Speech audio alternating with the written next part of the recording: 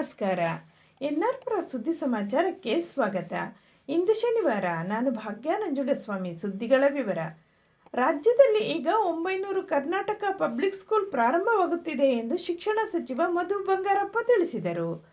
ಅವರು ಶುಕ್ರವಾರ ಕುದುರೆಗುಂಡಿಯ ಸರ್ಕಾರಿ ಹಿರಿಯ ಪ್ರಾಥಮಿಕ ಶಾಲಾ ಆವರಣದಲ್ಲಿ ಸರ್ಕಾರಿ ಪ್ರೌಢಶಾಲೆಯ ಹಳೆ ವಿದ್ಯಾರ್ಥಿ ಸಂಘ ಹಾಗೂ ಎಸ್ಡಿಎಂಸಿ ಸರ್ಕಾರಿ ಹಿರಿಯ ಪ್ರಾಥಮಿಕ ಶಾಲೆಯ ಹಳೆ ವಿದ್ಯಾರ್ಥಿ ಸಂಘ ಹಾಗೂ ಎಸ್ಡಿಎಂಸಿ ಪೋಷಕರು ಹಾಗೂ ಗ್ರಾಮಸ್ಥರು ಸೇರಿ ಕುದುರೆಗುಂಡಿಗೆ ಪಬ್ಲಿಕ್ ಸ್ಕೂಲ್ ಮಂಜೂರು ಮಾಡಿರುವುದಕ್ಕೆ ಶಿಕ್ಷಣ ಸಚಿವ ಮಧು ಬಂಗಾರಪ್ಪ ಹಾಗೂ ಶಾಸಕ ಟಿಡಿ ರಾಜೇಗೌಡರಿಗೆ ಅಭಿನಂದಿಸುವ ಸಮಾರಂಭದಲ್ಲಿ ಸನ್ಮಾನ ಸ್ವೀಕಾರ ಮಾಡಿ ಮಾತನಾಡಿದರು.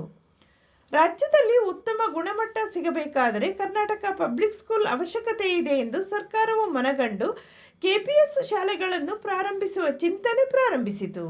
ರಾಜ್ಯದಲ್ಲಿ 6,000 ಗ್ರಾಮ ಪಂಚಾಯಿತಿಗಳಿದ್ದು ಪ್ರತಿ ಗ್ರಾಮ ಪಂಚಾಯಿತಿಗೆ ಒಂದು ಕರ್ನಾಟಕ ಪಬ್ಲಿಕ್ ಶಾಲೆ ತೆರೆಯುವ ಚಿಂತನೆ ಪ್ರಾರಂಭಿಸಿದೆ. 2018ರಿಂದ ರಾಜ್ಯದಲ್ಲಿ 308 ಕೆಪಿಎಸ್ ಶಾಲೆಗಳಿತ್ತು.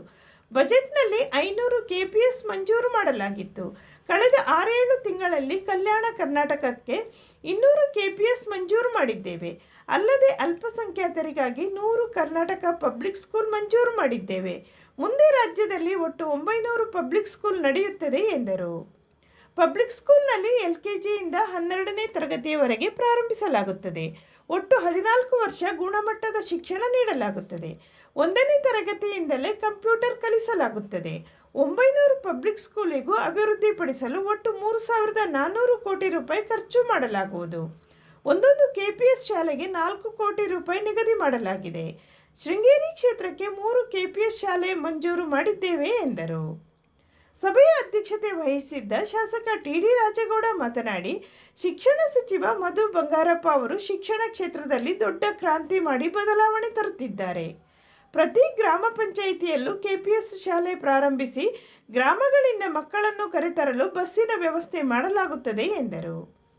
ಇದೇ ಸಂದರ್ಭದಲ್ಲಿ ಶಿಕ್ಷಣ ಸಚಿವ ಮಧು ಬಂಗಾರಪ್ಪ ಹಾಗೂ ಶಾಸಕ ಟಿಡಿ ರಾಜೇಗೌಡ ಅವರನ್ನು ಸನ್ಮಾನಿಸಲಾಯಿತು. ಶಿಕ್ಷಣದಲ್ಲಿ ದೊಡ್ಡ ಸಾಧನೆ ಮಾಡಿದ ನುಗ್ಗಿಯ ಶುತಸೇನಗೌಡ, ಪ್ರಮೋದ್, ಸುಹಾಸ್ ಅವರನ್ನು ಸನ್ಮಾನಿಸಲಾಯಿತು.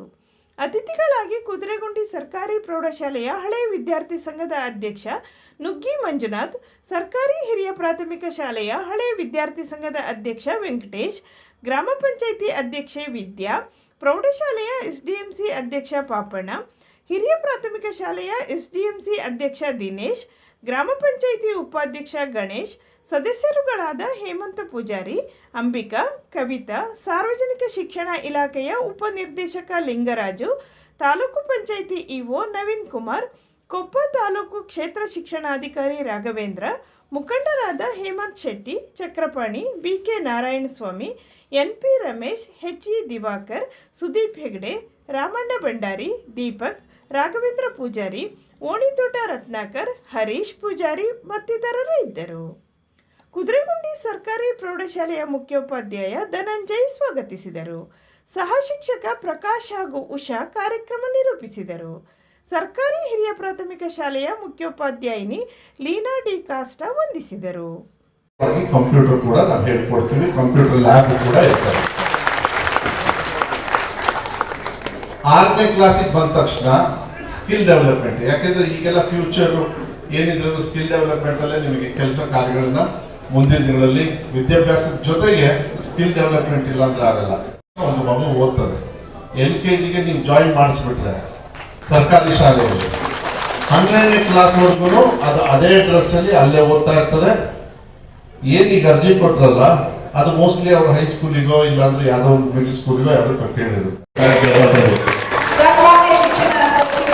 ಪ್ರೌಢಶಾಲಾ ಮಕ್ಕಳಿಂದ ನೆನಪಿನ ಕಾಣಿಕೆ ಹಾಗೂ ಸರ್ಕಾರಿ ಹಿರಿಯ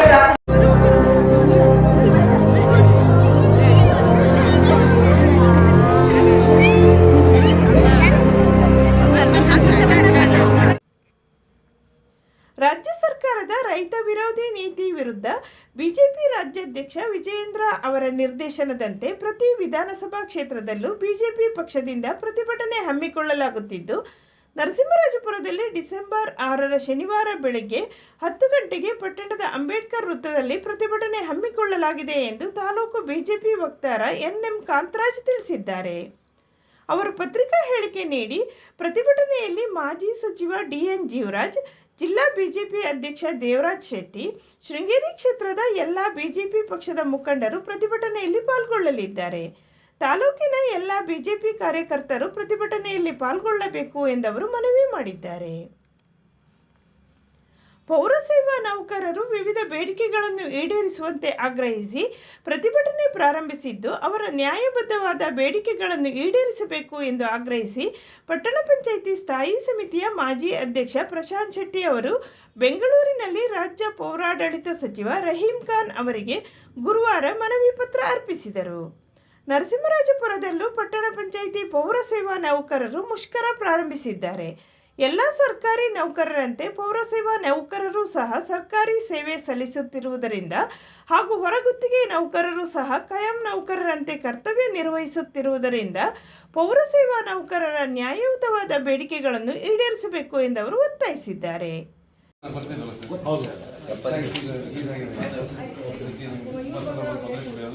ಜನರ ಪರವಾಗಿ ಪಟ್ಟಣದ ಜನರ ಪರವಾಗಿ 20